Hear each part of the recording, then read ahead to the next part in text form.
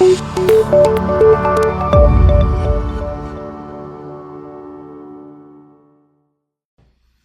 you are thinking about owning your own business, one of the best ways to become a business owner is to acquire an existing business. There's a lot of arguments for all the different ways, for starting a business from scratch and going out and buying a franchise and starting that from scratch. But when you acquire an existing business, you get the advantages of having people in place, money, cash flow coming into place.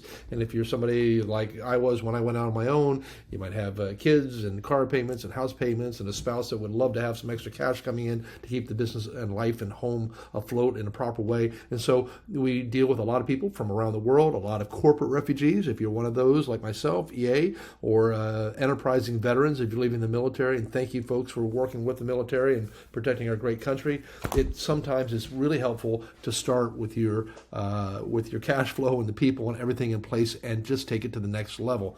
Nonetheless, if you're in that boat, I've got this 11 central points to help you buy a great business, and I think it's really important. Now this screen is going to be really jazzed up, and I realize it's too small to see, but you're going to see different listing information, businesses that are for sale. And if you want, I can send you a direct report at the very end of this. You will have my contact information, or you can just reach out to BuyBizUSA.com, BuyBizUSA.com, and you'll find our contact information. But this is an example of a business that's for sale, right? I made it up. It says Legacy Landscaping. That's not what it is. But it has a lot of different data, and there's some important things for you to just be aware of. And I see this, and I'm reaching out to people because I know that many times it can be very confusing in the marketplace, and just once in a while we've even seen people who have been thinking they're getting one thing and they end up with something else, and it's not very satisfying. And it's really important for me to see people when they acquire businesses they're getting for the right price and they know what they're getting into.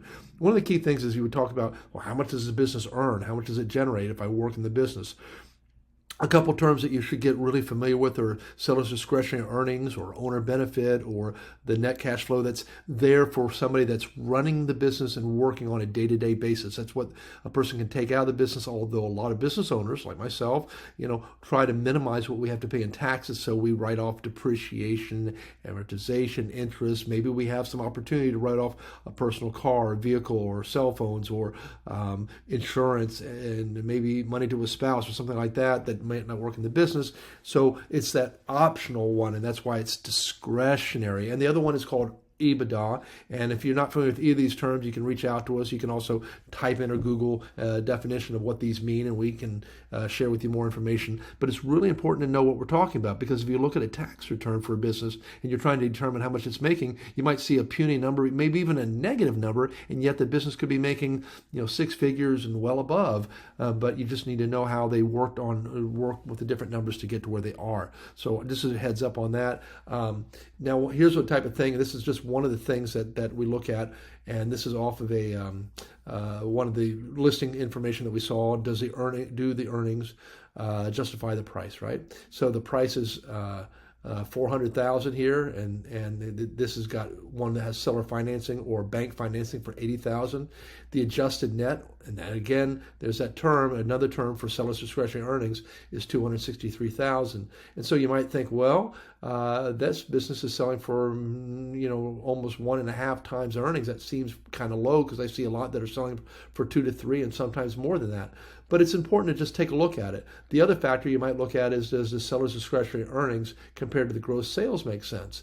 So when you see businesses where, and this is, I haven't done the calculation percentages, but this is probably about 18, 19, 20% of the total sales. In other words, the money that you made, this 263, is close, to about 20% of the gross sales.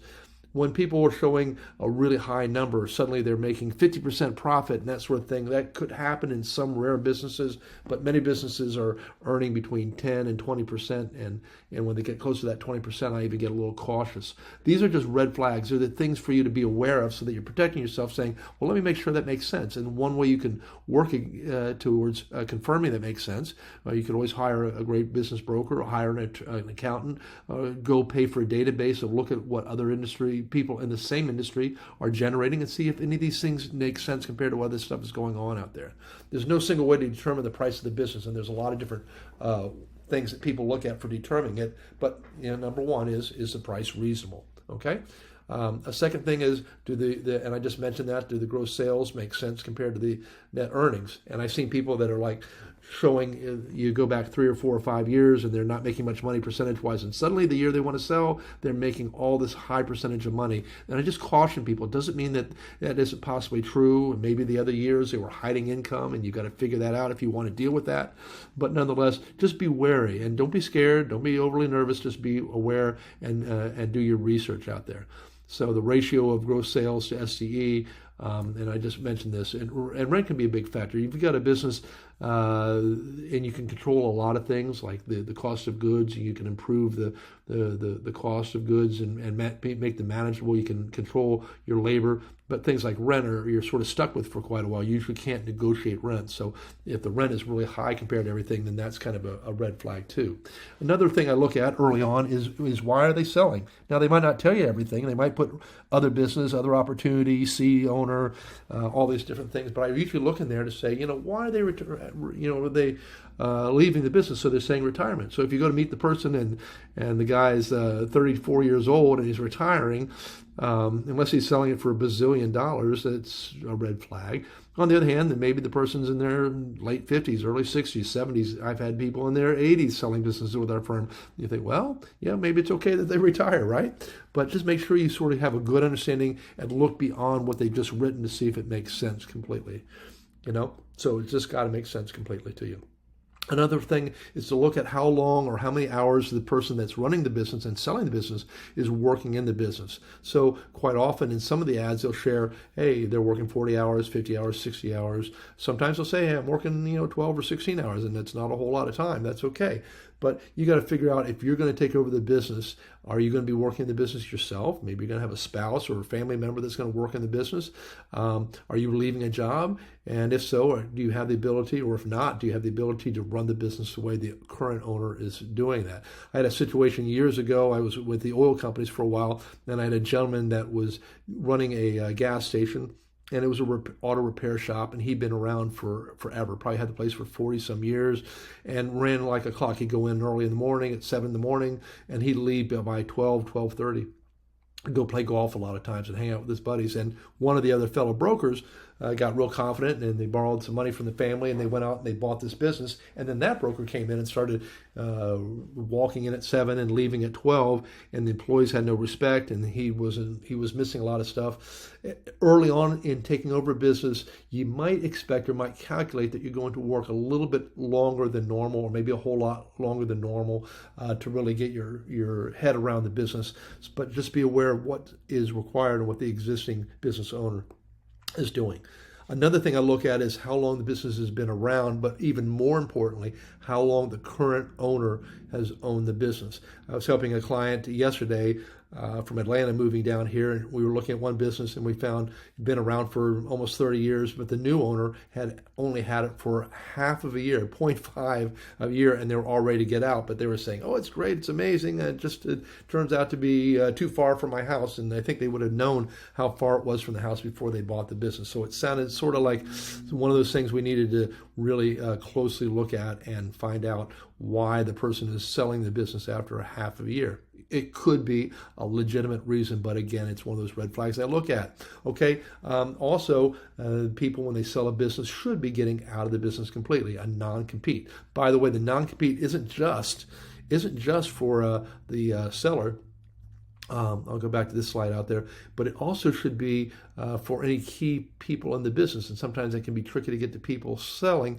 I can tell you years ago, when I actually got first into this business, I sold a business to a gentleman from Europe, and he had just bought, prior to that, a really big marketing company that sold like placemats and coasters and mugs and shirts and stuff like that. And he was going to use this business he bought from me to do some of the production. And I went in about 3 or 4 weeks later after he had bought it from the second business from me, and the lights were dark and he was total in depression. Turns out that the business that he bought, the one that was really the moneymaker, the one that was multiple millions of dollars that he took his capital from England and moved to the U.S., The son had left and got wind that the dad was selling the business, and he went around to all the people during this time period that the business was under contract and closing, and signed contracts with all the major, and these were major restaurants, and said, hey, my dad is retiring. I would love to carry on the business.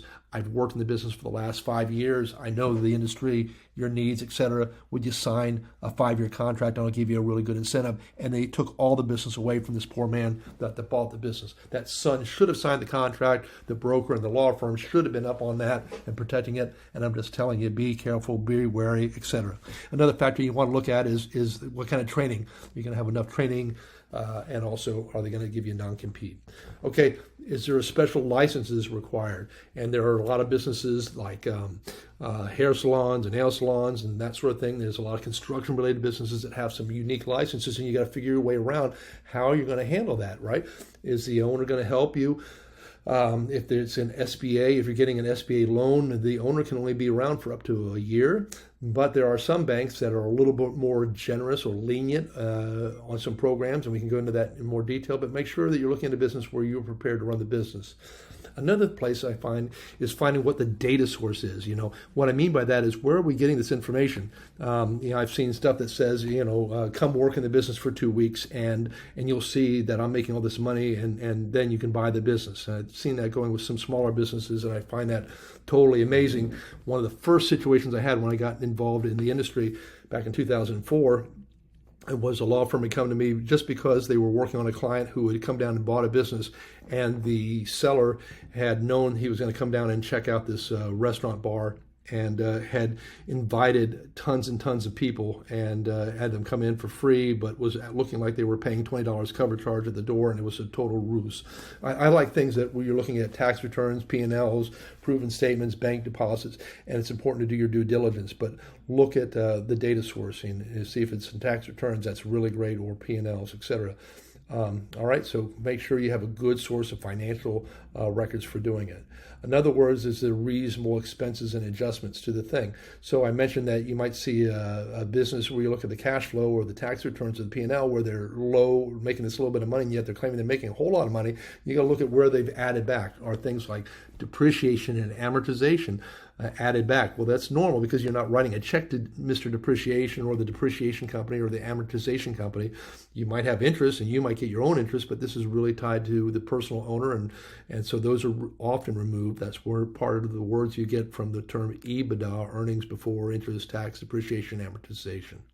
But then there's other things that are going to add back. Maybe they're paying a spouse who's not worked in the business for the last 7 or 8 years, still $50,000 a year, and that would be added back because when you took over the business or take over the business, you probably are not going to pay the owner's spouse $50,000 a year to do nothing, right?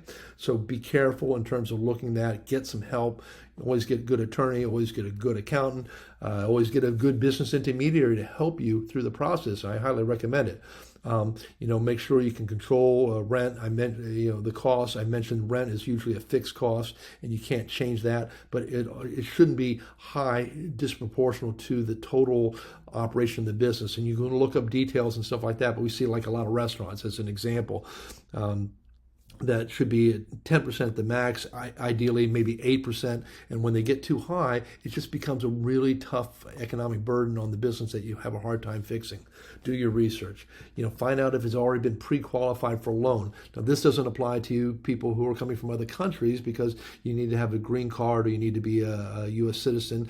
You also have to have fairly reasonable credit, 600, 640 or above. That's not overly thing. One of the things you can't have if you are a U.S. citizen that will stand your way is unpaid loans that are tied to the government already, like maybe a student loan and that sort of thing. So you have to get that fixed. You can fix it, but look for it. But I look for SBA pre-qualified businesses as being the very, very best. Look, I could ramble on and on and on. I love what I do. I get excited, and I want people like yourself that are looking at this to make sure that you're making great ideas and great decisions. You can reach out to us anytime. I always say, why start up when you can start start up. And that's my example of start up, making money, etc., versus starting from scratch, because it can take sometimes months, sometimes years. I've talked to companies that 5 or 6 years into their operation, even with franchises, that have been losing money. So when you buy an existing business, you've got the advantage of making things work initially. And that doesn't mean you don't have any risk whatsoever, so you have to be cautious. And that's the reason I provide classes like this and seminars, and include even a business buyer training class we've got, which you're welcome to join us anytime you want. Here's my contact information. Brian Stevens, Legacy Venture Group. When you sell a business, you share a legacy. When you buy a business, you begin a dream. Make sure that the dream is a real dream and doesn't turn into a nightmare by doing your research, being prepared. Whether you're anywhere in the country, we can be glad to chat with you and help you if you would like some help out there, or just be prepared and find the right people around you, make great decisions, and make your dreams happen. Thank you very much. Bye-bye.